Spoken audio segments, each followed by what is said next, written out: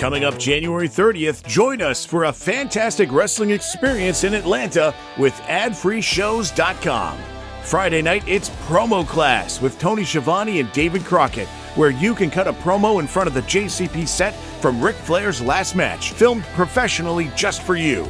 Saturday morning, it's time for the Power Plant with Sergeant Buddy Lee Parker and a special guest. Your chance to experience what it's like to get inside a real wrestling ring.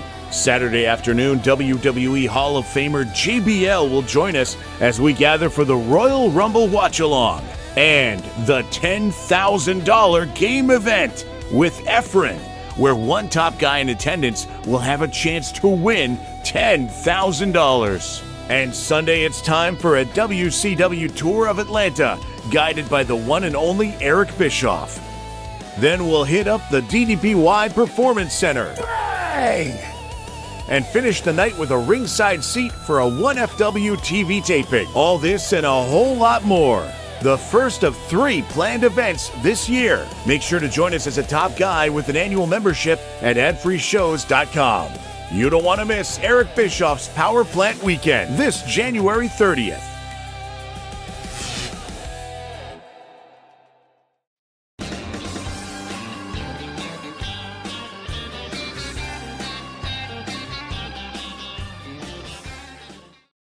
Hey, it's Conrad, the mortgage guy, and you're listening to My World. And of course, we couldn't do it without the Hall of Famer, the greatest professional wrestler of all time, your friend and mine, Double J, Jeff Jarrett. Jeff, how are you, man? Conrad Thompson, we got us a Ask Jeff Anything. Are you ever going to get around to asking me questions? I'm pretty fired up. Here on My World recording day, the winter months are rocking and rolling. We've had 65 and 70 degree weather. We've had down in the teens and 20s, and it's that time of year in Middle Tennessee. But I'm ready to go. We're going to have a fun episode. I've kind of looked at a few of the different questions and playoffs in the NFL and college football and college basketball is cranking up. Connie, I don't know what to say, pal, other than I'm ready to rock and roll. I'm very curious to see what you come out of the gate with. But other than that, how are you doing today on My World recording day? Man, I'm pretty fired up. It's going to be a big week if you're a wrestling fan. Of course, now the college football playoffs are behind me. You know, we all know what happened in the Indiana game. We'll move on. But how about that nail biter? That Miami Ole Miss game got to be one of the more exciting playoff games in history. Like, Ole Miss, if nothing else, valiant effort, and boy, those games were entertaining. Them in Georgia and them in Miami, sign me up, dude. Colin Cowherd, I've listened to him for years, even when he was at ESPN and I was with Fox, and I think he's a very, very fascinating cat. I think I think he's the best in the game in that genre, if you will. He knows how to push buttons, but he knows how to articulate the story. One thing, Conrad, he said that I thought was interesting about Ole Miss. He said, watch it. Every Ole Miss game, he said, it's the craziest shit that ever goes down. He said, you never know what to expect. Boy, he railroaded SEC. They're done. The boosters aren't big enough. He had some one-liners about that. But he did talk about the Ole Miss team and the grit and anyway, yeah, that was a hell of a game. It's this playoff format. I think they need to get to 16 teams, but the NIL, the one thing that kind of struck me, Conrad, I think I sent it to you, the starting quarterback for the Miami Hurricanes, the U, that I think I know they're not the favorites, but I will say that, boy, oh boy, even though they're the 10th seed, they have a boatload of momentum. But when you have, the game is completely changed. When the guy behind center and the words come out of the announcer's mouth, and Carson Beck, starting quarterback for the Miami Hurricanes in his 7th year of college football, he was put into the college ranks the same year as C.J. Stroud and some other quarterback. It's just bizarre. And I'm not bitching or complaining or I'm not. Bryce Young and CJ are in their 3rd year of the NFL. Conrad, it's and I get it. Like we talked about wrestling here several times over the last couple of weeks. The business is not going in reverse. Football's not going in reverse. You're not putting the toothpaste back in the tube. It's money driven. Our old pal Jimmy Sexton is, him and Barry Bloom ought to go out for coffee and just kind of swap stories. But the coaching carousel, and this is this guy, this is this guy. And now we've got in the NFL, Conrad, I saw that stat, 32 teams, 8 coaching vacancies. So 25% of the head coaches in NFL are getting turned over. So it's just the world we live in. But yeah, the seventh year starting quarterback, if that doesn't really highlight the average age of the Indiana team is 23 years of age. So no. I think the average age is 23 and they want it to be 24 next year. And so the term college kids, is that out of date, Conrad? I don't know. You know, they just grow up so fast, Jeff. You know? We're having a lot of fun talking about college football, but this is a wrestling podcast, and it is a big week for wrestling news. I don't know if you guys remember this or not, but this Thursday, Jeff's baby is all grown up. TNA makes their debut on AMC, and the whole wrestling world is going to be watching. I'm going to be watching and then reacting immediately after with my old great close personal friend Eric Bischoff, and JBL is going to be joining us. Raj Giri is going to do a run-in. We're all going to be checking out TNA on AMC. It happens this Thursday night, immediately following TNA on AMC. It's happening on Eric's YouTube channel. Just join us at 83weeks.com. That's 83weeks.com. That's where you can catch Eric, John, and myself reacting to the debut episode of TNA on AMC. But the reason we're here today is to do a little Ask Jeff Anything. Why don't we ask friend of the show? Let him ask a question here. Oh boy. Bojangles champion Jay-Z. He wants to know which run in which organization would you love to relive again? So let's imagine that there's a title, there's a quantum leap, there's a time machine. You've got your Back to the Future car and you're ready to go. You got your flux capacitor dialed in and you're going to get to go back and relive Memphis, USWA, WCW, WWF, WWE, TNA. If you could go through one more run one more time, which one would you pick and why?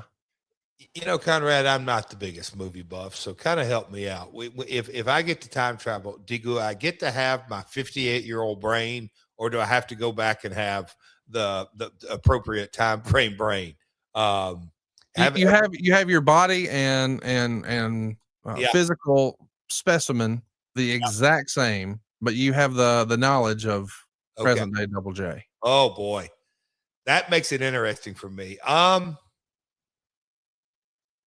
Man, there's a lot of things, and you just kind of let off, you and Eric and JBL. That's an interesting trio, and Raj is going to tap in, but Eric commentating on TNA on AMC, that's interesting. But the early days of TNA, from a business perspective, you learn so much on patience and due diligence. And I don't just say that kind of is just a floating term. But anyway, so the early TNA from a business perspective, outside the ring, as far as in the ring, that first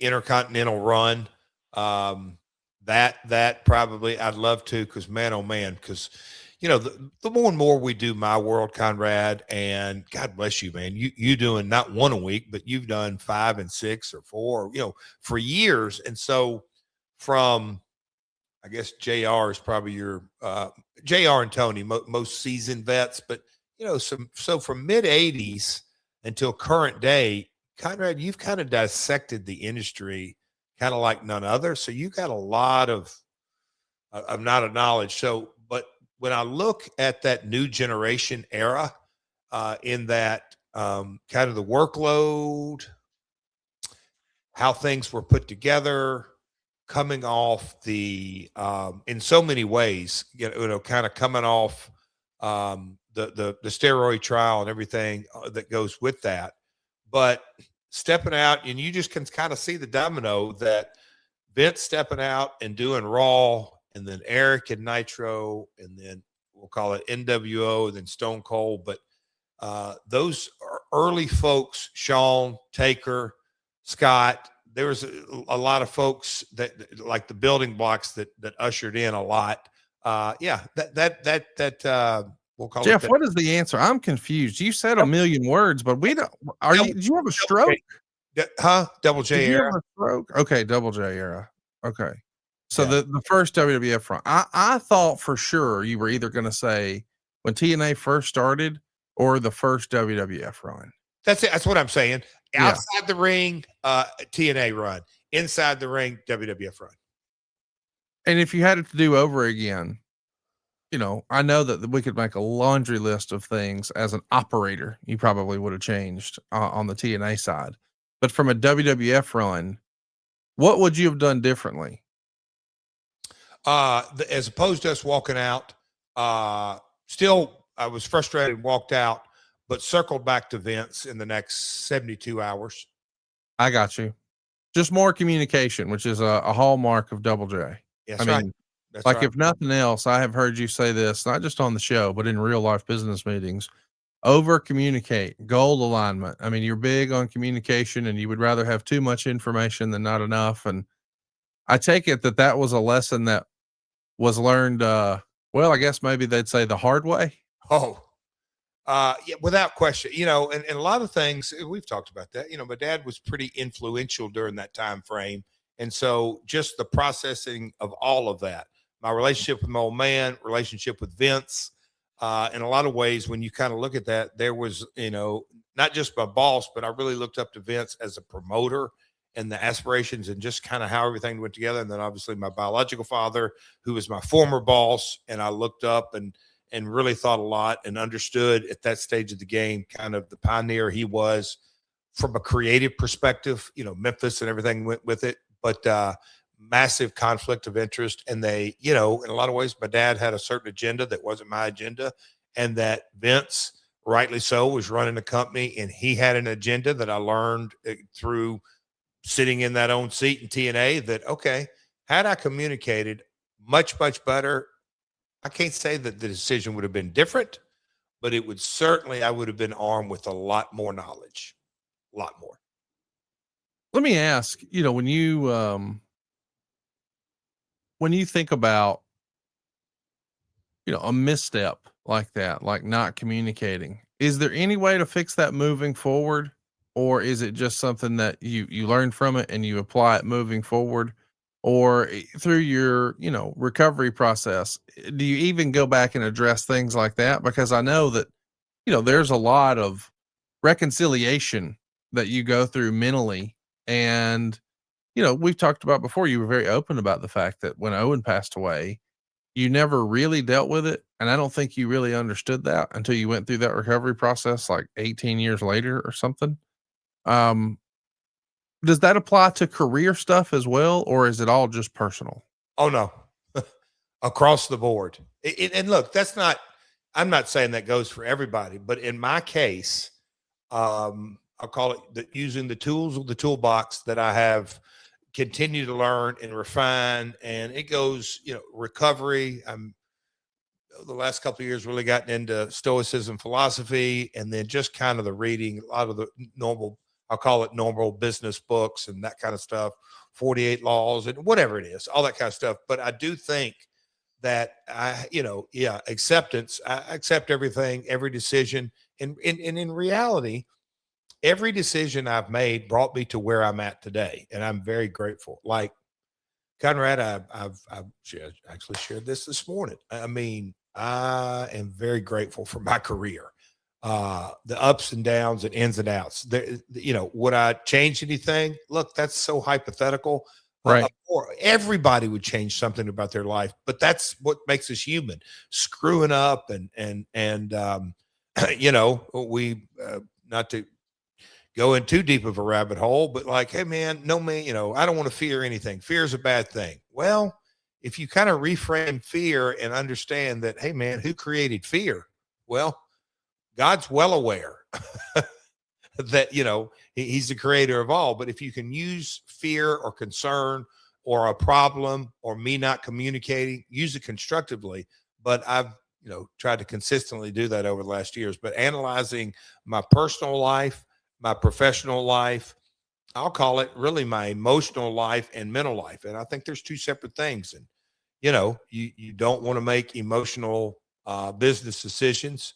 I'll be the first and I mean, I watched my old man and the amount of times he made decisions off the cuff that later he would say, Dad, gum, that was the dumbest thing in the world, or something like that. And then he'd say emotional decision. And I know you've talked kind of about that as well, that, and you just read about it. You really can't make sound business decision.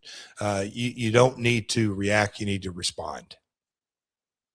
Great question here from Denny Crum. He wants to know, Jeff, what is your favorite guitar shot of your career? Of course, he's tongue in cheek asking, why is it the one that Corey Ryan Forrester got a Top Guy weekend? But seriously, is it Beetlejuice? Is it somebody else? What is the number one top guitar shot? Guys, and I've played around with this and been asked it so many times. Shout out Denny Crum, ex U of L basketball coach. Great. He was one of my favorites.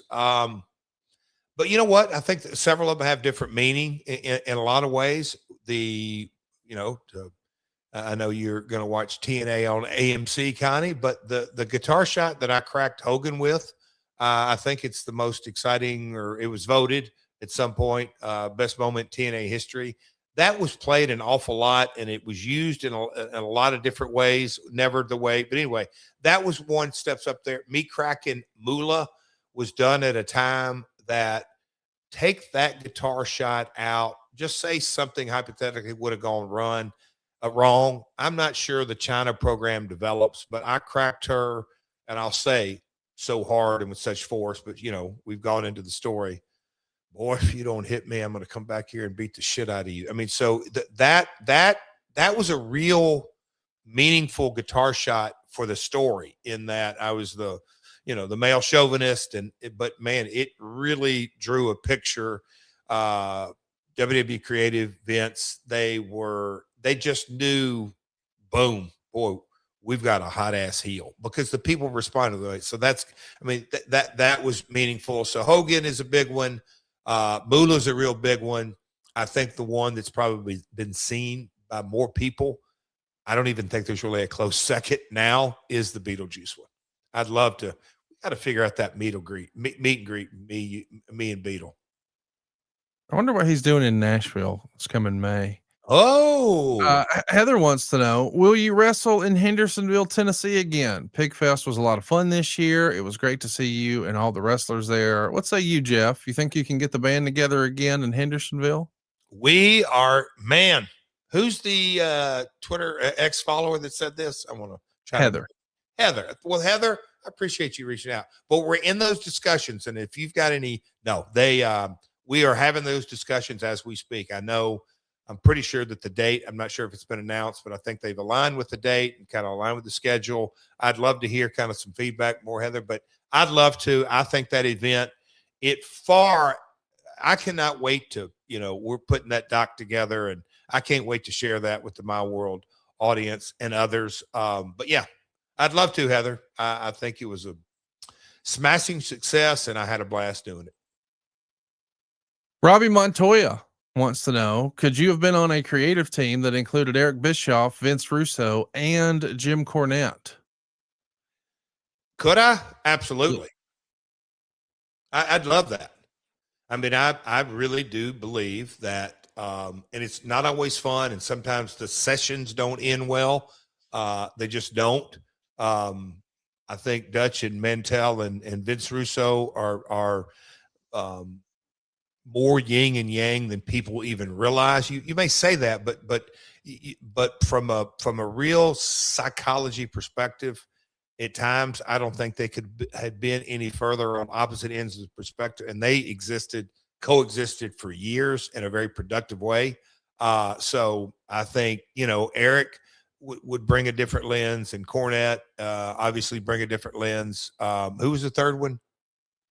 Eric Bischoff, Jim Cornette, and Vince Russo. Russo, yeah. Okay. Yeah, the three of them, we'd have to maybe wear, I don't know, maybe have Pope shields around us those three, but no, it'd be good. Yes, because I think a room full of like-minded people in a creative session can turn out disastrous. I've seen it. I think we may have buried the lead. We've got a lot of great questions. We're going to keep getting to those, but I kind of just glossed over the big news. I guess because it happened Friday afternoon instead of Friday night. I don't know. It feels like Friday was forever ago now, but I didn't get your take on Drew McIntyre beating Cody Rhodes for the belt. He's the new world champion, really for the first time in front of a live audience. If you'll recall, he first won what we'd call the big belt during and lost that belt during COVID. So there were no fans in the arena. And I don't think on this international tour, a lot of people would have had that on their bingo card, but I know the internet was ready for it. What do you think? Now you got Cody chasing, I guess. I mean, Jacob Fatu came back, and what do you make of this, Jeff? The idea that Cody is no longer QB1. It feels like maybe he slid down to QB2 and Drew is starting now. Is the money in the chase? What say you? Whoo, boy. To state the obvious, creative, subjective, but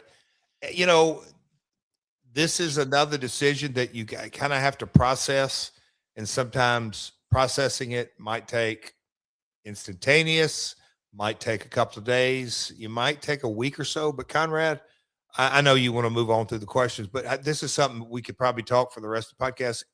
And what I say is that I think there's a bigger picture here. Hear me out, Connie, in that the legend of all legends, in my opinion, John Cena, wrapped up his year. And so there was no handing off of a baton. I get that. I do. My immediate reaction when I first heard it is, why didn't they do this in December as opposed to I'm assuming we're like 10 weeks from Mania. I'm assuming that's when he's going to win it back or go for it. And it tends to tell me, ooh, they got to switch it back that quick, or are the title chase runs much more condensed? But when you look at the big broad strokes of programming,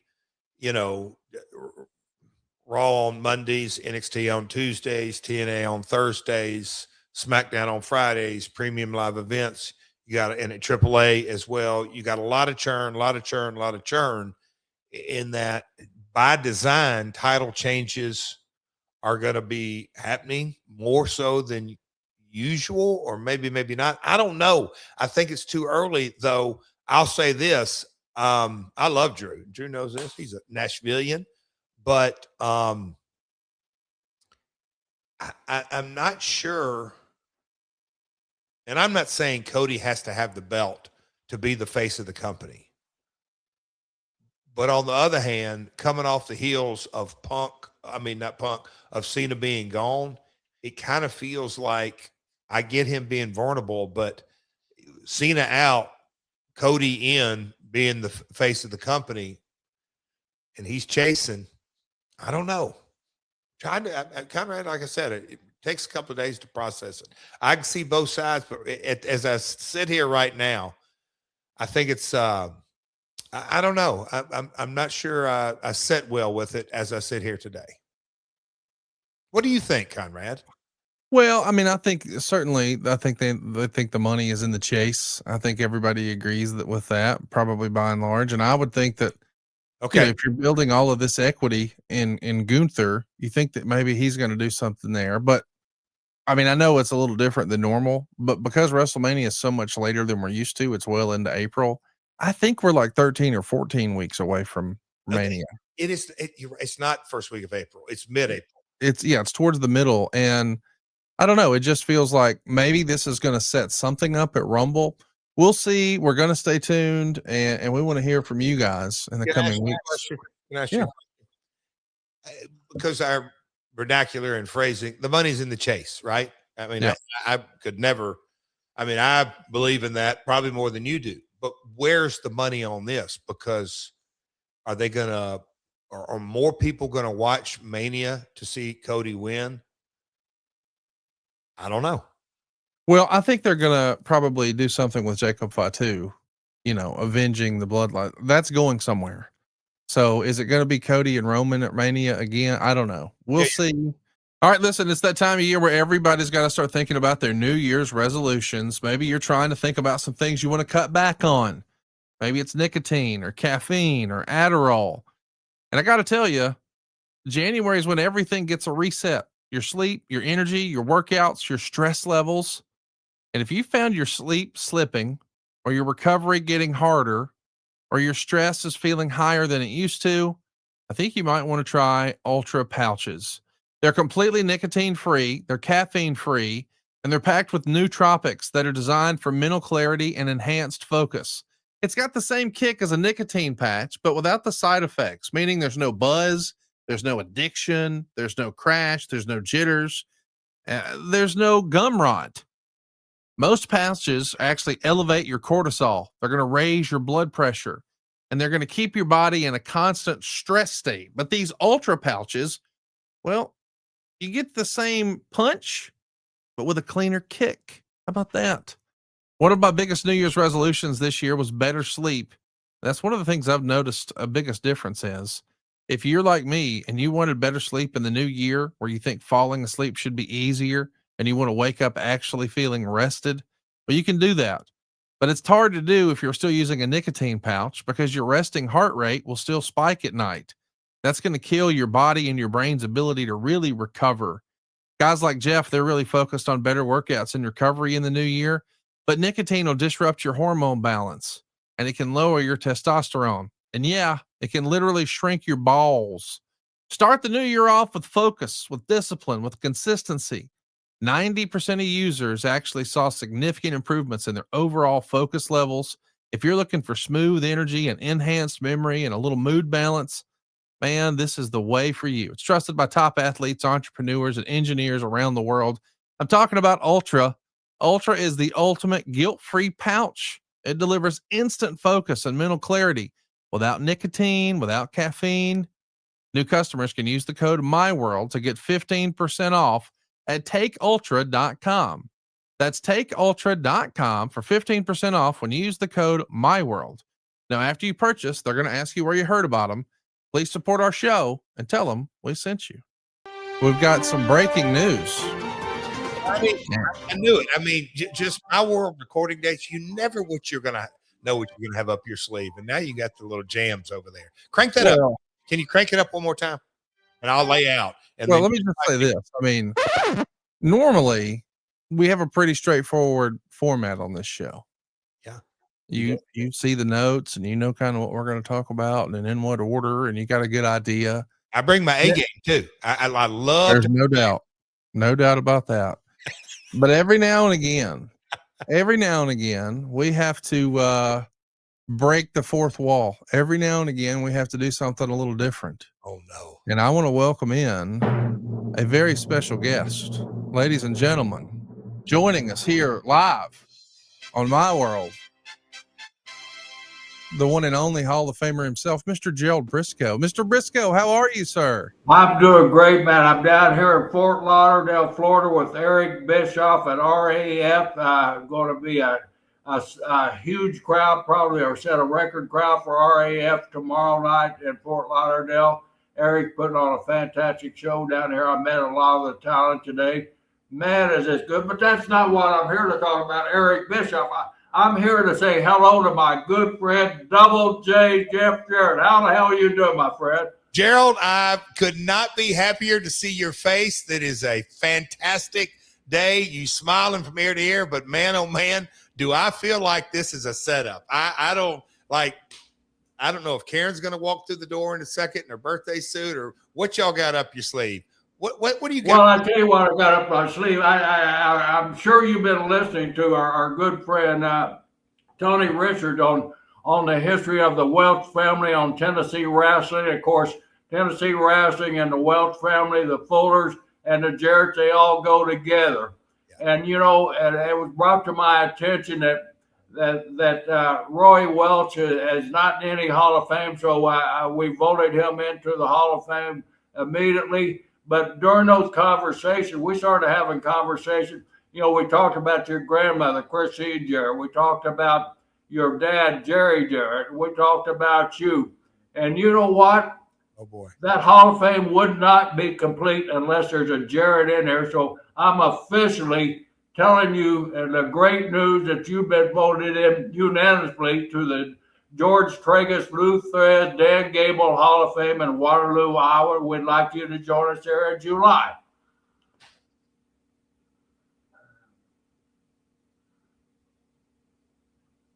Well, how about that? How about that? Do I get a yes? Or can I get a yes out of that or what? Yeah, I'll call you Mr. Briscoe as the first time I met you. Gerald, man, oh man, absolutely yes. Awesome. That's crazy, dude. I mean, here I am thinking we're going to go down the road of, I won't say it because we need to stay professional. It's Hall of Fame, but you're talking Fullers and Welches, and I had no idea what you had up your sleeve. So, well, I tell you, what a legacy you've carried on. I mean, from the perspective now I've got of your family is just fantastic. I always had the respect for you and your father, but your grandmother Christine, how much she meant to the world of professional wrestling and how she kept Nick Goulas and Roy and Herb Welch under control, and now you've carried on that tradition that your grandmother started. So welcome to the George Tragus Luthez 2026 Hall of Fame, Jeff Jarrett, who's receiving, now you'll love this, you're receiving the damn Carl Gotch Award. oh Lord, that I don't believe that Carl Gotch and Jeff Jarrett don't need to be in the same sentence. I can assure you that. What an honor! Now you're gonna have to stretch somebody up there to prove that you're Carl Gotch. Well, I'll pay JBL off and I'll stretch his ass, but I gotta pay him. He deals in dollars, so maybe I can talk him into it, Jerry. But my gosh, I'll say this. Well, thank you so much, Jeff. I look forward to seeing you. Jerry, just hang on 1 second because Sure. I'm scared. It's still kind of all it's soaking in, and I want to freaking punch Conrad because I'm thinking he's got something up his sleeve. But in so many ways, I just my father's passed away, and obviously my grandma passed away. What a smile on their face this would put. I don't really have words to put it. I don't have the ability to put it in words right now. But Jerry, I do. I want to thank you on behalf of my grandmother Teeny and my father Jerry. What an honor. I appreciate it more than you. That night you'll be putting the smiles on all of your family's faces, man. Because it's an award well deserved, and I don't know what took us so long, but you know what? It doesn't matter. You're in now. Appreciate it, Jerry. Really do, bud. That's very, very cool. Super cool. I'm a little lost at words, man. Well, thank you very much. Thank you so much, brother. I'll let you get back to work here because I know Conrad's going to get his out the sweat out of you. So you better get back to work. Exactly. Very cool. Right, and this is all Conrad's idea about me hopping on your show here, but I'm thrilled to get on your show there. Thanks a lot. It's a first that he like this. Oh boy, he caught me. That's good. It's good. Y'all got me good. Very good. We love you, brother, and look forward to seeing you soon. Yeah, absolutely. Thank you, bud. Thank you. So long, Mr. Briscoe. Don't forget to check out Mr. Briscoe. He's got a fabulous podcast with JBL called Stories with Briscoe and Bradshaw. But how about it, Double J?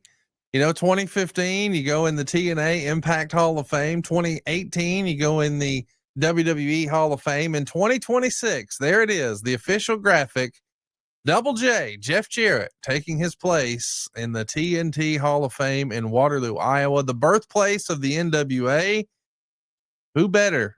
Who deserves it more than the man who brought or tried to bring the NWA back to prominence with TNA? He's done it all. And now he's got his spot in the Waterloo, Iowa Hall of Fame. Congratulations, Jeff. Connie. Graphic and all. You guys. That's That's good. I really don't. I mean, I will.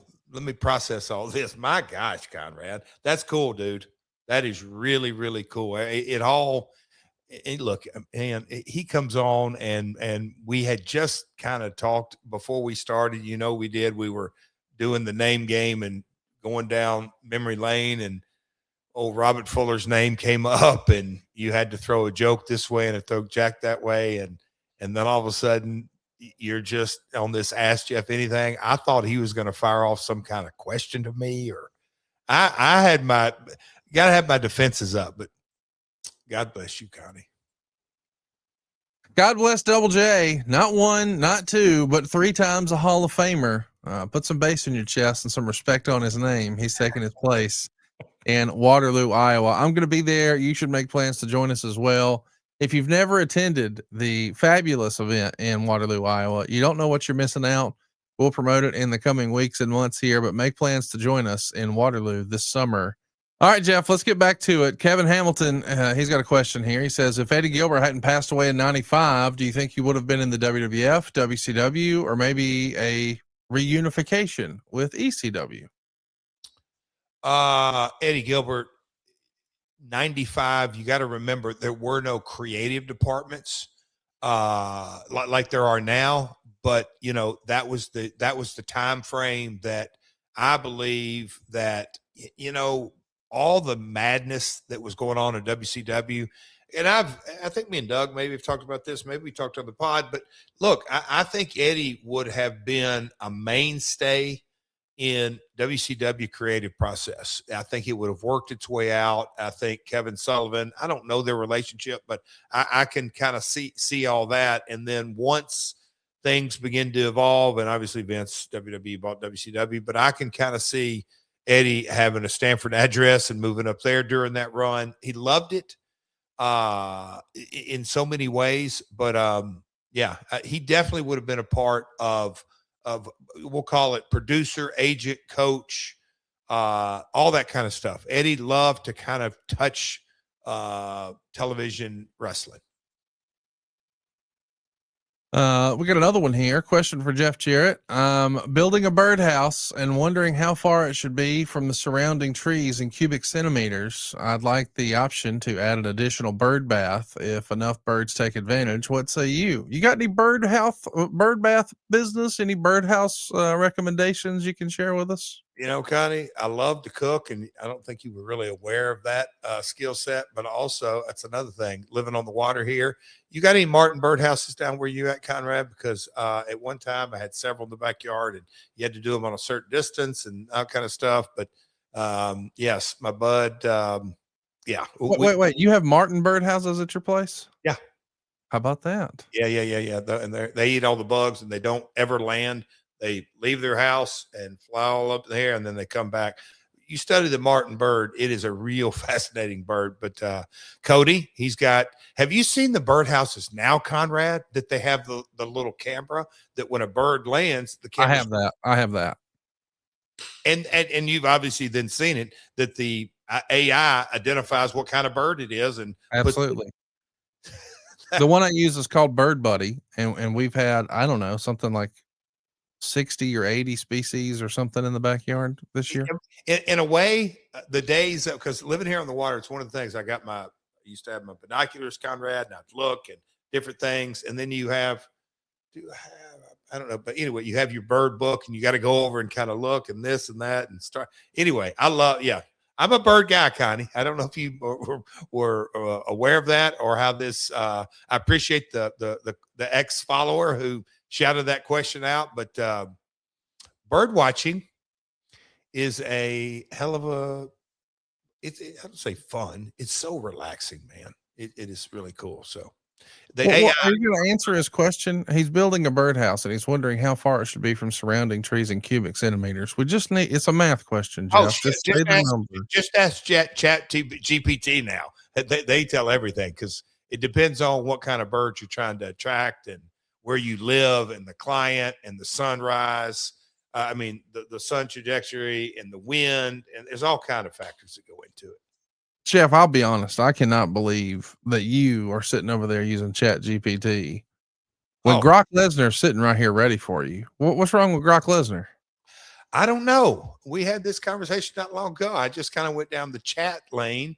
But not to say Gemini and Grok aren't being used from time to time, but I'm a chat guy. You're a Grok guy. I am. Seaballs Me wants to know, what is the most respectful thing a fan has ever said to you? That's an interesting question. Respectful. Trying to give you a good kind of unique answer. Very appreciative. You know, Andy Gilly of Pigfest said something the night that we held the show that kind of struck me in a cool way. He said, you know, Jeff, one of the things that I've most admired about you is that there's no doubt you've had opportunities to move all over the world and career and travel, but you've always called Hendersonville home. And for that, I'm very appreciative. Kind of the way he said it, I thought that was very respectful. You know, I love home here, but I think there's quite a few comments that come out about that. I kind of, I don't know, because they're really complimenting all three generations. And they'll just say the contributions that, you know, I think it's very respectful when the contributions that the Jarrett family has done toward making livelihoods for many, many families. Keith Mitchell used to say that too, in a unique way. So he's not a fan, but I don't know, Conrad, that type stuff kind of always gets me. I'm very appreciative, because that's not like, hey, I like your 3-star, 5-star match, or that was a good match, or a good punch, or a good drop kick, or hey, that's a good show, or whatever it is. That kind of stuff always gets me, the contribution side. His follow-up question is, who was your favorite wrestler growing up, and who's your favorite wrestler now? Oh, we know this. The fabulous Jackie Fargo, Jerry the King Lawler. Those are always right at the very top. Macho Man Randy Savage. Those are my three. I'll say that kind of for the obvious reasons. Favorite wrestler today, Conrad? Ooh, that's a tough one. You know, I have said I'm a huge fan of Hangman. When you see a talent that could he succeed in the 70s, Hangman? Yep. Could he succeed in the 80s? Oh, God, yeah. Could he have succeeded in the 90s? Yep. Could he have succeeded in the 2000s? Well, of course he could. So that's, I think Hangman is one of those guys that when you kind of look at eras, you can plug and play. And so he's right up there at the top. All right. You know, this time of year, everybody's talking about new year, new me. Well, I'll tell you one thing I'm bringing with me into 2026. I'm talking about Mando whole body deodorant. You see, it's safe to use anywhere on your body. Dave Silva uses it in his armpits. He puts it on his balls. He covers all of his thigh folds. He shifts it around both of his belly buttons. Don't ask about the second one. He rubs it in his butt cracks. That's right, plural. And even his smelly ass feet. And I have it on good authority a few years ago. Dave Silva's feet stank so bad that they had to take him out back, hose him down like he was in county. Now he's sleeping inside in the air conditioning, which is awful helpful if you live in San Antonio. Mando has changed the Silva household, and it'll change your life too. It was created by a doctor who saw firsthand how normal BO was being misdiagnosed, and little stinkers like Dave Silva, they were just being mistreated. But now, thanks to Mando, it's good to go. You see, Mando's been clinically proven to block odor all day and control it for up to 72 hours, which means that Silva only has to shower a few times a week now. I don't know if that's a good thing. Anyway, Mando has this solid stick deodorant, which is formulated and powered by mandelic acid to stop odor before it even starts. But they've also got the spray deodorant. That's aluminum free, and it's ideal for those hard to reach places. All of their products, by the way, are baking soda free and paraben free. And now they've got a great variety of fresh scents to choose from. You want to smell like bourbon leather or Clover Woods or Mount Fuji or Pro Sport? I have it on good authority that Silva's tank smells like Mount Fuji, and yours can too. Some men mask their BO with sense, but Mando men get the job done right. Don't mask it, Mando it. Available now in retailers near you, or head on over to shopmando.com, because for a limited time, new customers get 20% off site-wide with our exclusive code. Just use the code MyWorld at shopmando.com for 20% off site-wide plus free shipping. That's shopmando.com. Please support our show and tell them we sent you. Mando's got you covered. with deodorant plus sweat control. Say goodbye to sweat stains and hello to long-lasting freshness. D Generico, what a great name, says, how did you come up with slapnuts? I'm sure there's already an explanation out there, but I don't consume all things wrestling. That is interesting. How did you come up with slapnuts? Oh, it's a fun story. My grandmother, Christine Jarrett, who we just kind of referenced earlier, she's the OG of the Jarrett family, started promoting in 1946. So you can imagine how many people in this industry she was around, good, bad, and indifferent. And Briscoe referenced how my grandmother managed to keep Roy Welch, legendary promoter, Nick Goulas, another promoter, Herb, but keep all of those guys in a very male dominant business. Not only kind of keep them straight, but she made them kind of respect different things. And so she was in the middle of a lot of things, but she used to call people slappies. And that was people who slapped their gums about the old saying, that guy knows more and more about less and less every day. Basically a bullshit artist. Somebody just slapped their gums together. And I just kind of, at the time, we're going to add a little nuts to it. So slap nuts was born. I love that. Dion says, what would you tell your younger self based on what you know now? That's interesting. If you could go back, would it just be what you talked about earlier? Would it be over communicate? I mean, there's so many different things, you know, I mean, sobriety, the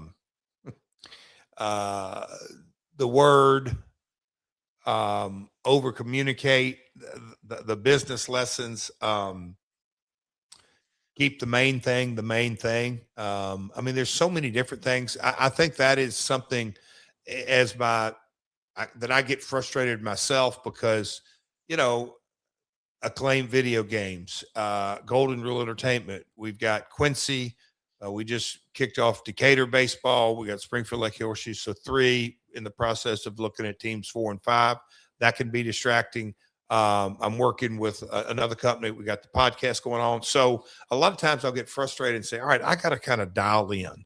What is my priorities? Conrad, that's why I respect you in a lot of ways. But I mean, yes, you're in the podcast business, but, you know, say what Conrad does dovetail back into it. But just, you know, keeping the main thing. And that's only in business. And so the family is obviously a huge component of that. So then you're juggling that. But at the end of the day, if I'm not centered with God, all of that other stuff goes away. So, you know, for our discussion purposes, a lot could fall under that. But I think at the very top, keeping the main thing is what I'll leave you with today.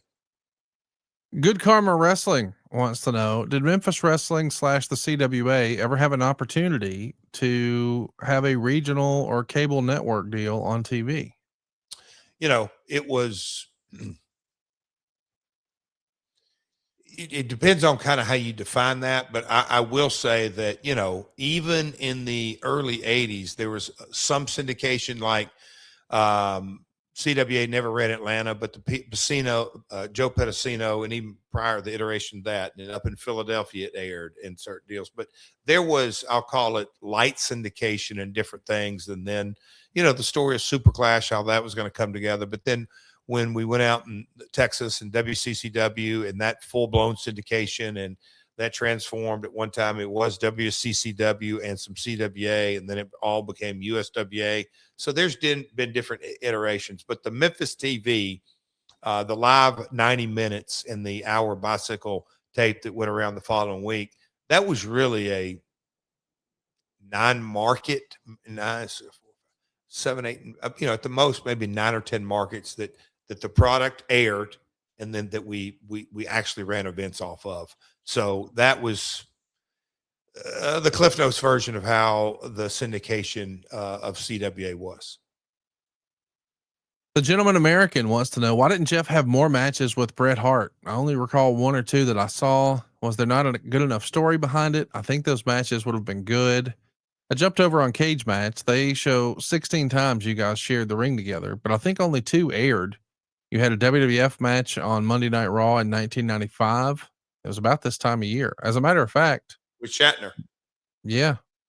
at the Summit in Houston. Yep. And then you had another match on Nitro. That would have been late November '99 for the big belt in the Palace of Auburn Hills in Michigan. So you had one match on Raw, one match on Nitro. Was it just timing? It does feel like you guys could have had some great matches if there was more of a story. Well, the reality is when I first went that I'll just say this, we had our one Monday Night Raw main event, but that was the era before, in a lot of ways, before Nitro and, when Nitro came on the air, and that's where, yes, the production and yes, live, but the content in the ring radically changed. For all intents purposes, enhancement matches, job matches went out the window when Nitro got competitive and came on the air. And so me and Brett and WWF at the time, rarely did you see, I mean, you had one main event a night, a Raw, and at the time, obviously they were building me, so me and Brett didn't cross paths a lot. Man, we had good chemistry. I remember that short run when I took Lawler's place. Brett, he had seen me and we had worked together in the Memphis, the tag, him and Owen, and him and Lawler had that thing. But, there was no reason for me and Brett to sit down and really think things through. But we did those 4 house show matches. And I remember it was kind of obviously live events, non-televised. Brett's not going to give you, he's just not, and rightly so, but he's going to give you great effort. But our chemistry, I say, not even just chemistry, kind of our timing. I think he figured out real quick, all right, this guy's going to bump and feed just fine. And so I enjoyed it, man. We had good chemistry. Great question here from Drew. He says, what does it mean to have an eye for talent? I'm a big Jay Lethal fan, but when I saw his 2004 Ring of Honor work, I didn't quite see why he got the push he was getting. No hate. I just didn't see it. But when I saw him again in 2015, I said, oh, he's one of the best to ever do it. Ever since then, I've been a huge fan of Jay Lethal and believe he's an absolute top tier pro wrestler. So did I miss something that you would have seen and recognized back in 2004? When you watch or evaluate a young talent, are there things you look for, or is it more of a feeling? Both. I do think it is something that I always kind of give the music analogy in that a good ear. I think I have watched so many folks come through curtains and go out and perform and then finish. And a lot of people will, on the 1, 2, 3, quit watching. This is another little lesson. Old man said, no. We're going to watch him till he gets all the way back. It matters.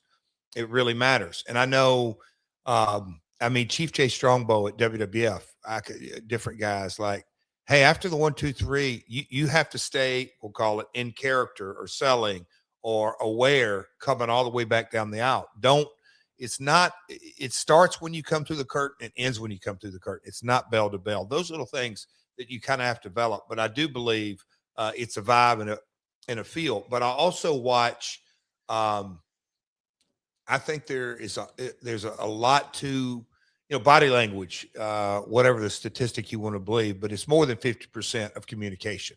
How somebody carries themselves to the ring without ever saying a word is so much of the impact that I think it's a shame that A, I don't feel it's very taught very often, or B, even some guys are not even aware of, but how you carry yourself is the first thing that I really, really watch from the time they come through until the time the bell rings to start the match is,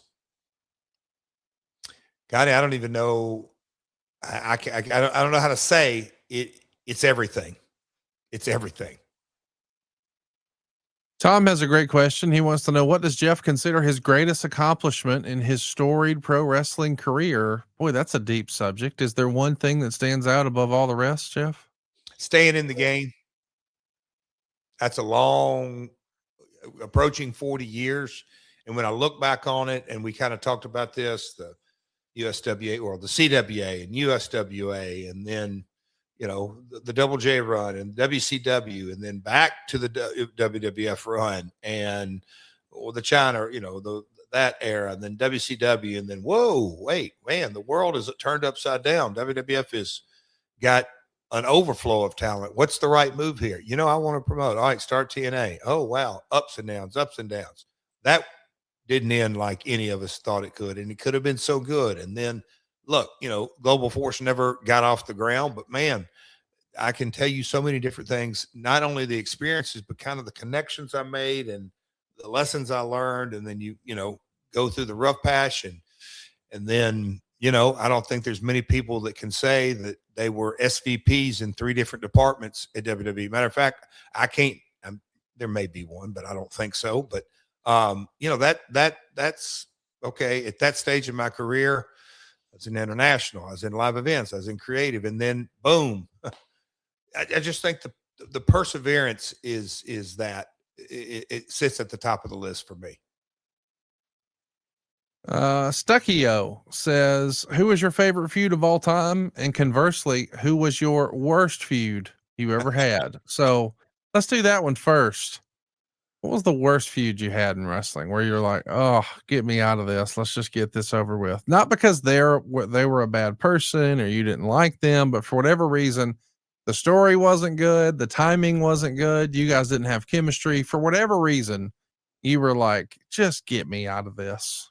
Well, and you said it. At the end of the day, I came back to the WWF at the end of 95, early 96. And they were pushing Ahmed. He looked fantastic. And was it the Royal Rumble? We had the match. I come off the top with the guitar shot, cracked. He was really set up. And then when he went to the no sell that wasn't called and he ends up chasing me back, I'm just like, what are we doing here, guys? Like, what are we doing here? It was, and I knew not so much was I frustrated or mad at Ahmed. There's no doubt in my mind. I can just see Vince at the headset with his readers on and taking them off. Like, oh my God, that was bad. That kind of stuff, knowing that it might not have been my fault, but I know how I've seen this, how it works. You just kind of move both of them out to the side. I knew how it worked. There's all kind of one-offs in Memphis TV that my dad would get new talent in, or Law would get new talent in, and we'd shoot an angle and it'd be terrible. And I'd work with them 2 weeks, 3 weeks in Memphis and move on. Several of those probably. What about the favorite feud of all time? Best one, had so much fun, love to do it again. It goes without saying, I developed a lot in the Moondog that went on over a year. That's people are like, what, over a year? Yeah. I had Lawler as a partner, Robert Fuller as a partner, Tom Pritchard as a partner, Eric Embry as a partner. We kind of rotated, but it's me against the Moondogs and all kind of different iterations. And, there's very little, I would say, we called nothing in the back. It was, here's kind of what we're going to do in the finish and time it. When I look back on my career, me developing a real keen sense on when to go home and how to ebb and flow a match, even though it's a brawl, that was that. And then, the Razor Ramon Double J feud and the Mania and Rumble, that was, and that was essentially 6-7 months. The Kurt Angle story, however long it may be, when I look at that kind of body of work, 3 pay-per-view matches, some crazy good TV, very intense, throw a China tag in there, throw a cage match in there, throw a parking lot brawl in there, so if we're talking angles and storylines, those are right up there at the top. All right, real quick, I want to let you know that Stopbox was a big hit at my household for Christmas. I hooked up not 1, but 2 folks with it. And let's be real, owning a handgun for self-defense comes with serious responsibility. You need it secure, but you also need it accessible when it matters most. And too often that means choosing between locking it away or leaving it out, which means now you've left it vulnerable to kids and guests and intruders. And that's the problem that Stopbox USA set out to solve.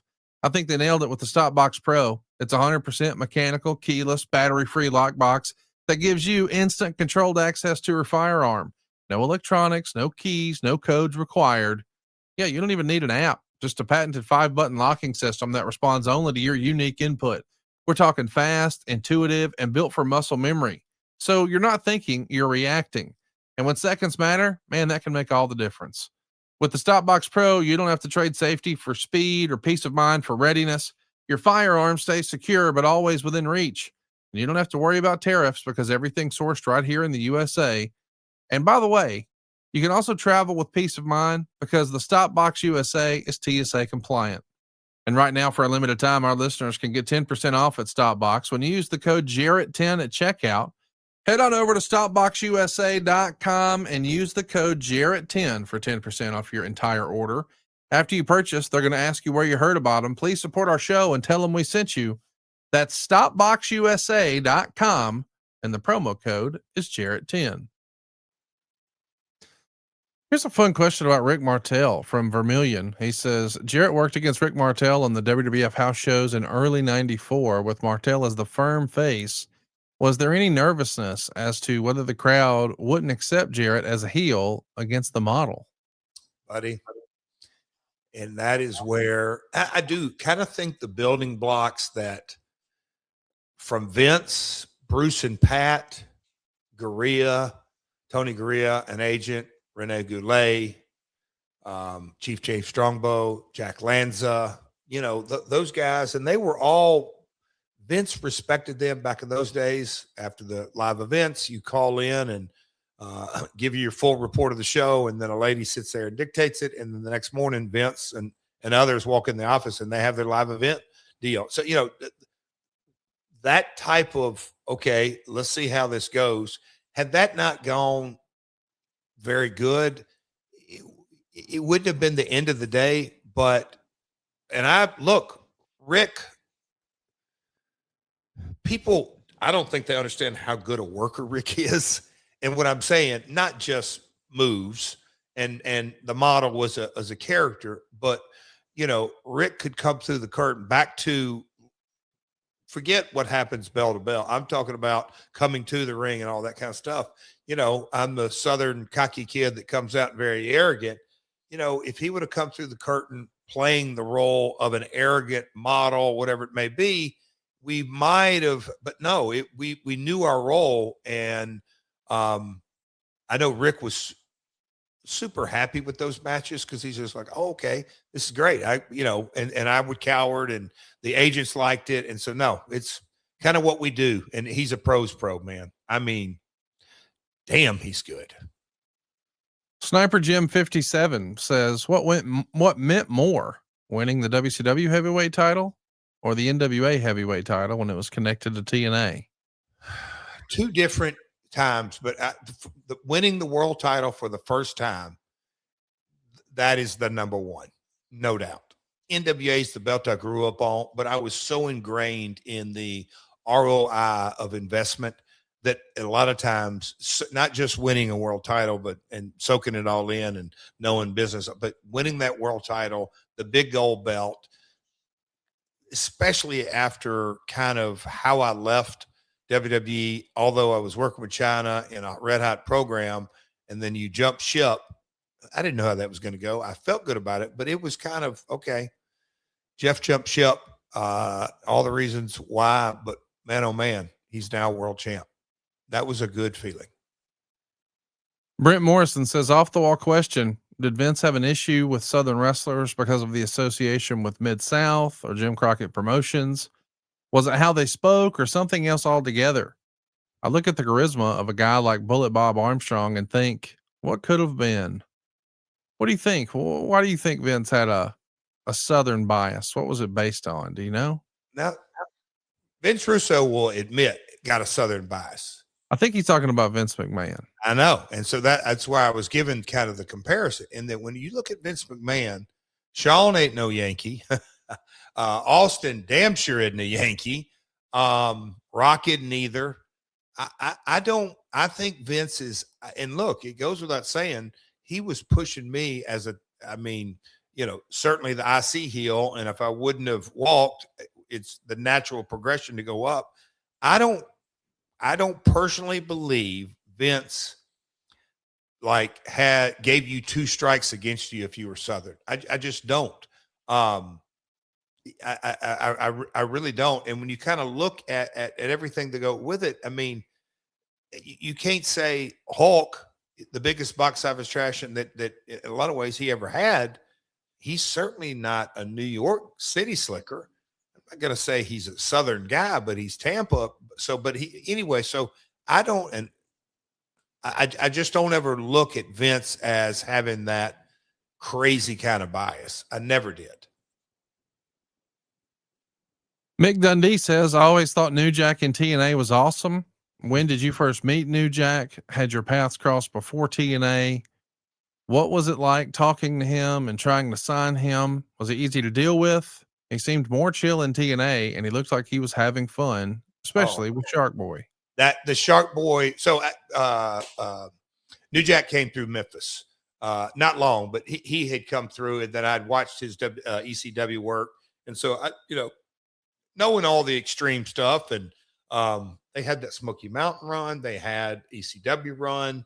I'm just trying to think, but when it was kind of pitched, and we had Sandman, we had Raven, so we had our flavor of ECW in TNA, and that balance of, all right, we need to have our homegrown guys. Okay, we've got some ECW flavor over here, we got some WCW flavor over here. We got to make sure, and then we had Lucha guys. I had to balance it all out. But I can remember, hey, all right, let's in the room, and sometimes it's going through the grind of segment by segment, and sometimes there's kind of pitch things. It's one of those things that, however it may be in those days, is, hey, let's talk to Jeff about this pairing or whatever it was. But the Shark Boy, pairing was so damn entertaining, but they both bought into it. I think what I'm trying to say is they made it work. Like, it overachieved. It was just super entertaining. It was so out of left field kind of for both of them, but it's good stuff. Francis Reyes wants to know, where did you come up with the TNA fans parties? We had different iteration for those. I know in Orlando, I don't know exactly what we're talking about. I know there was a time with On Demand that wanted us to do affiliate marketing and pick. I know they would give us a printout after 90 days or whatever. And in the markets that did the very best, they were like, hey, I think top 3, top 5, how can you go do a fan event? But then that next maybe 10 through 20, hey guys, can you go affiliate market there and let's set up a watch party, a fan party, wherever it may be, all that. I know the pay-per-view industry were big believers in driving that. To my knowledge, and you may know better than this, I think the WCW watch parties that they got going were really driven by the, we'll call it not just the ad sales, but kind of the affiliate relations in the markets that drive numbers. Because Nitro came out of the gate, got red hot. Hey, how do we keep the sustain going? Well, let's continue to market in our markets that are pulling in the good ratings. Zilla Round says, what were your conversations like with your grandmother about wrestling? Why haven't we seen a movie or TV series about your family's life in wrestling? I've been asked that more recently after the 40 year, and that just kind of people digging in. And I know there's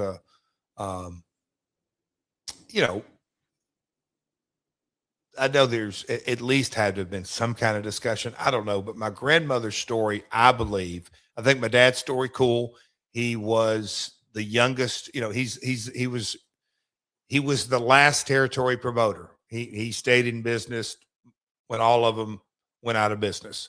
So he came in as a kid. So I think his story is unique with the Memphis TV, and there's the Andy Kaufman, the Memphis, or the his part. And anyway, there's a lot of things that can be done.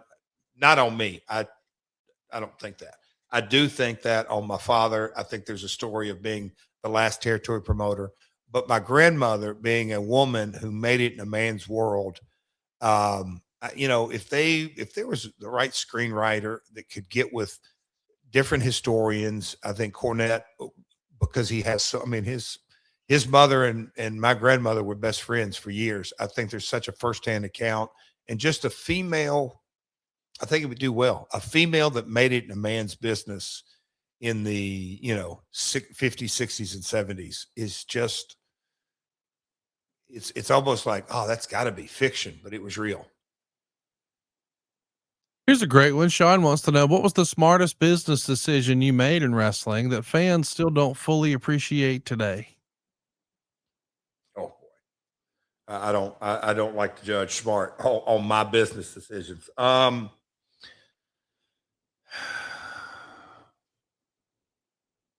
Conrad, I'll let you guys. I mean, AJ Styles would make the list, I think. Yeah. Okay. If you get into the talent, when you kind of get into the talent, there's a picture over on my wall that I'm looking at it right now, and these are the people that in a lot of ways came with us at TNA in year one, or in the first kind of 12-ish months.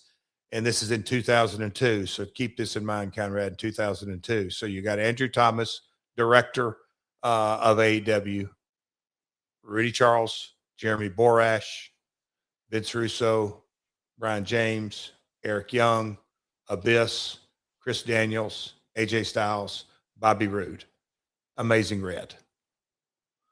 And I left 3 people out of that picture. But when you kind of name those folks that were all kind of day one and where they're at today, lucky dude, I got really blessed. But, you got 2 or 3 lead writers and head ref and director, and Bobby Roode is right up there, right-hand man, and Chris Daniels running talent and Abyss. It's just there's got lucky. That's luck. That's God's grace shining down on me. But maybe that, I don't know, contributions of opportunities. And that's the thing that also, that award earlier, when I think about my dad and my grandma, that just given the opportunities. That's what in a lot of ways, and this on our different projects, it's great to do different things, but man, if we can create different platforms, I think there's just so much. I think it's so rewarding in a lot of ways. I mean, Conrad, Ric Flair's last match, that undercard, think about kind of how you put some different things together there. Rewarding, right? It's a rewarding effort, if you will. No, I would agree with that. Yeah. The Pro Wrestling says, what did he think about his match with Sheikh Hussein in the USWA tournament, where the announcer said that Hussein planned on winning the belt and trading it for money to buy food and medicine for the starving children in Iraq? And while the crowd is booing, Jeff starts the USA chant. I don't know that you ever watched the program, but did you ever hear that story? As you're wrestling a guy, okay, a foreign performer, and then the crowd is naturally going to boo him, especially when you start the USA chant. Did you have any idea the announcer was saying he's going to trade the belt for needy kids? What? But who's the announcer? I don't know. USWA, it says. Okay, so that's, I have to have. Was it a heel announcer or just completely out of context? That's funny though. But no, it is funny no matter what. No matter how you slice it. D. Adams says, what were the Moondogs like behind the curtain? Depends on which one. Old Larry Latham, Spot, good old country boy, heart of gold, but man, oh man, had a mean streak like you wouldn't believe. Bill Smithson, Spike, biker, heart of gold, hard working, give you the shirt off his back. I mean, through and through, just would work his ass off no matter what. Lanny Kane, Cousin Junior, all that. Just free spirit as you can be. Never, he could take it, the business, or leave it. He never got wrapped in it. He made some good money, but those are the 3. And I know, oh my God, who's the one that, Randy Colley, I think the original he went on so that's a different one. I don't have firsthand context on them, but at the end of the day, they all had a unique way to kind of work that gimmick. But at the end of the day, Larry's eyes and his hair and that video, Conrad, we that's something we ought to do is dig up some of those old vignettes, the Moondog vignette and the way it was shot, and then walking through those swamps, and Richard Lee had recorded that song. But when you kind of saw that, and if you kind of time travel back to the early 80s, it was just a different era, but it's like, wow, these guys are walking through this swamp and they look nasty and smelly and they got this theme song. But wait a minute. We get to go down to the matches and see this? It was just so different. Man, oh man, that character was built in this area big time. John Boy says wrestling owner / booker, NFL head coach, college football head coach. Which of these three does Jeff think is the most difficult? Does he have a dream sports job other than being a wrestler?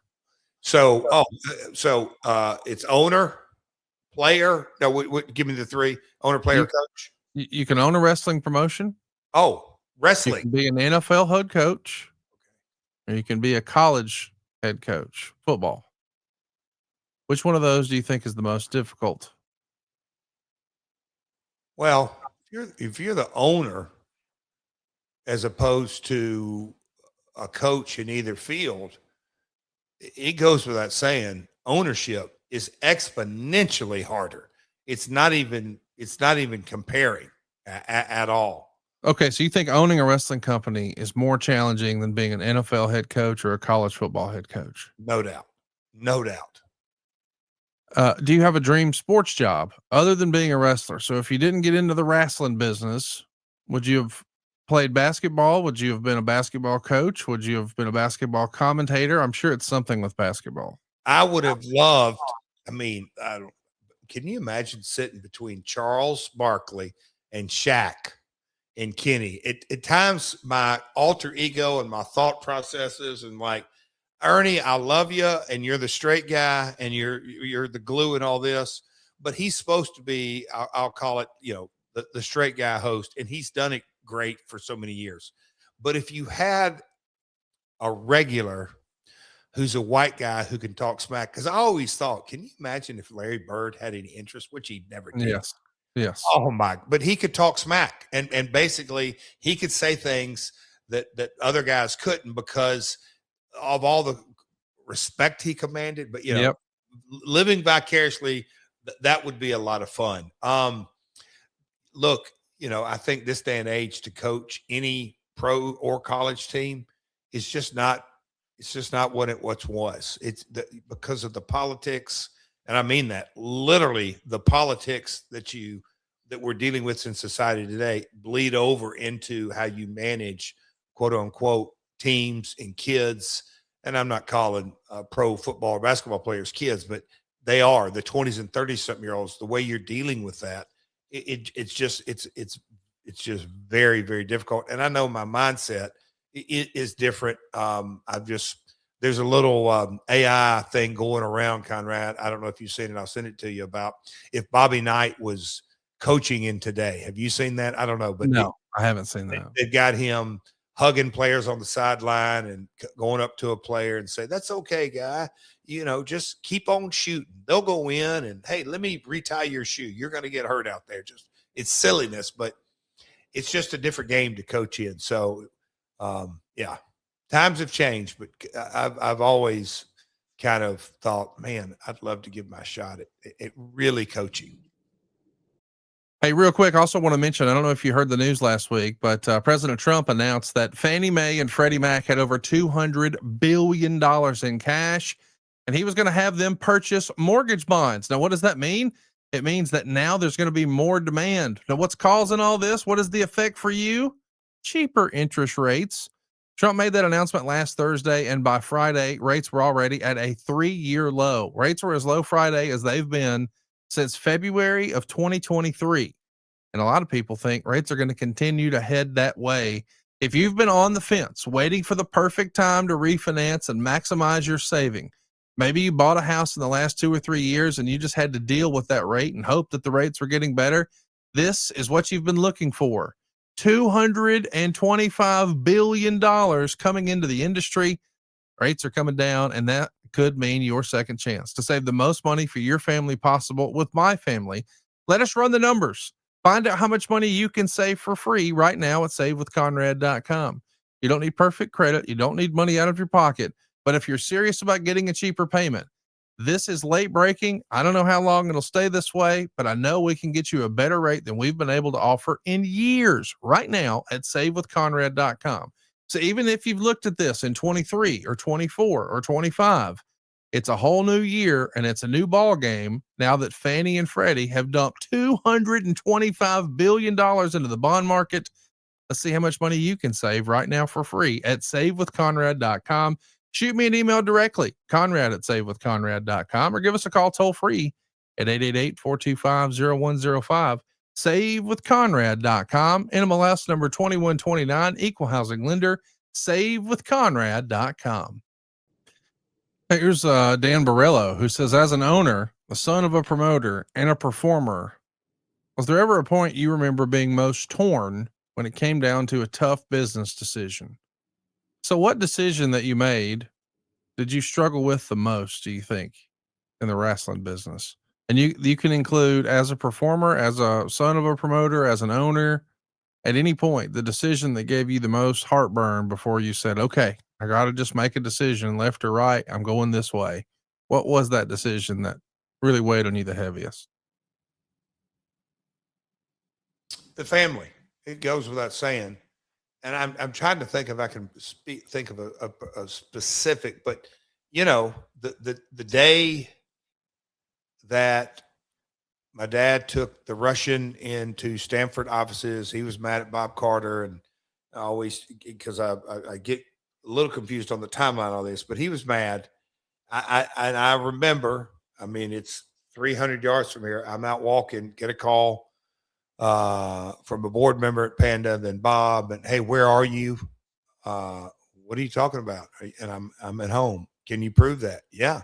Well, how are you going to prove it to us? Well, I'm about 50 yards from my front door. When I come in, I can call you from my landline, or I don't know how you want to handle this. They're like, yeah, do that, whatever. And when I knew they were at the end of their rope, and my old man posted that picture or had it posted or whatever it was, having that next conversation, I knew a lot of our listeners don't know what you're talking about. Lay the background. Panda came in, became the new majority. Well, not new. At that time, we gave up majority control. I had the most points. My dad was second, and Health South was third. Health South pulled out. That made Panda come in at 1, me at 2, and my dad at 3. My old man got sideways and was really frustrated, not only with Panda, but with Dixie, with Vince Russo, and kind of the direction. He was unhappy at everything. And also just he was unhappy in life in a lot of different ways. And I can say that respectfully because we've talked all this through and ended on a great note. But he was just really unhappy and felt disrespected. And I was at a position that I'm running a company. Bob Carter bought into me, so I've got to provide for my wife and kids at the time. And then my old man wanted to take the company in what I believe was a very traditional way. And I'm just like, that's not going to work. It's just not going to work. And so I kind of had to have that conversation that I agonized, and I just said, hey, I respect you and I love you, but we kind of need to go our separate ways. And he's like, you damn right we do. That hurt. I didn't realize how much it hurt at the time, but I knew that it's time for Jeff on one level or another. I got to grow up and move on. I look back on it. It was a tough time, but I don't think my dad viewed me the same after that conversation ever. I mean, when you're trying to prove to WWE or to the Carters and Panda that you're at home it was because your dad had taken a young prospect, Vladimir, I believe, to the WWE headquarters, Titan Towers, and they had made a post about Jerry Jarrett bringing this great international star. And there was a photo on WWE.com. And I guess they just assumed that you were there and they wanted to verify that this was just your dad and he was acting alone. You weren't involved in that. Is that right? Spot on. And at the time, he was the second largest shareholder individually because Panda had over 400 shareholders. So it was a big group of shareholders, but I was, and so it was a big deal for relatively new into this investment. And there was second single largest shareholder was in enemy ground. It was not received well at all. But I will say this, I can't validate. There's no way, for me to confirm this, but once they understood, nope, that had nothing to do with Jeff. That had everything to do with Jerry. My gut tells me the wheels started putting in motion, and Bob Carter didn't have to do what he did for my father. And I think the reason he did that was for Jeff and Jerry to attempt to have some peace. He made Dad whole. Didn't have to.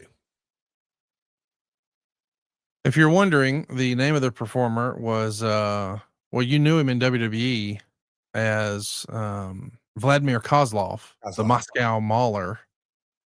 He debuted in WWE Developmental in 2006. He went to the main roster in 2008, became a tag champ. He got cut loose, I think, in 2012. But certainly your dad was high on him. But did you ever spend a lot of time talking to your dad about that? I'm not going to say this because it sounds dramatic, and I don't mean this exactly this way, but for lack of a better phrase, was that like a cry for help? Like that was him tapping out. He knew that this would blow things up and he just wanted it to be over with. No, I think it was, look, and I'm putting words, these are my words. It was his ego. And look, he made a career, and rightly so, out of, we've talked about it. There were 4 guys on a picture, and he picked 2. One was Warrior, one was Sting. I could go on and on about different talent that he picked, Stan and Steve, but then he had an eye for talent, no doubt about it. And he felt like Jeff's going with, oh my gosh, and I'm just using the examples. Oh my gosh, this AJ Styles is a flip-flop guy, and this guy's a flip-flop guy. And what do you, just all this. So his choices, he was a Cheeks fan. I was not a Cheeks fan. I've tried to use examples. He knew that his suggestions on talent were not always received. We didn't always go. And he had lived an entire career before, working for Roy Welch. Roy Welch, took the little kid's idea and had 1 success and 2 success and 3 success. And all of a sudden, Mole Man's running the show behind the scenes before everybody. Nobody had a clue my dad was booking the entire territory, writing all the TVs and booking all the towns before it was known public. So my dad had a shitload of success. Fast forward to 2004, 5, 6. He's not having any success with his own son. That rubbed him the wrong way. And so he's probably like, little ego, age is when he's at, I'll show them. And I'm going to bring a talent to WWE. And they signed him. And they got him in developmental. And then they got him main roster. So it was one of those, I still call it just an ego play. That's all it was. I don't think he had any idea. He didn't care. But I don't think he had any idea how bad that fallout would be for me or the Carters. Heel on You has a question. He wants to know, how much nuts could a slap nut slap if a slap nut could slap nuts? Oh, feller, quite a bit of nut. How much nuts? Because I don't know. I don't know. Well, here's what I do know. Jeff is on Cameo for birthdays, anniversaries, pep talks, or any celebrations that need a well wish or some smack talk. Maybe you've just got a question for Double J. Well, hit old Double J up right now. He'd love to help lend a hand. Go book Jeff on the link in today's description, or go right now to cameo.com and search for Jeff Jarrett. Jeff, you've been doing Cameo a little bit now. You having fun? So much, so good so far? So having a blast, but the Whatnot deal coming soon. I'm just going to say that, Connie. Whatnot and Double J coming soon because, well, Karen wants me to clean that room out down there. But no, Cameo is, can't really sell that memorabilia, but Cameo is fun. It really is. It's a blast. And I appreciate you plugging that, but Whatnot's on the way. Well, so is next week's episode. Be sure to hit the subscribe button, turn on the notifications bell, and make plans to join us next week right here on My World. And we'll be talking about Cody's title change. We'll be talking about what Jeff thought of the debut episode of TNA on AMC. And don't forget that happens this Thursday night. You can join JBL, Eric Bischoff, and myself. Raj Giri is going to do a run-in too over at 83weeks.com. It'll happen immediately after this Thursday's debut of TNA on AMC. Just go on over to 83weeks.com. All right. So that'll do it for us today, Jeff. We'll see you guys next week right here on My World. Peace.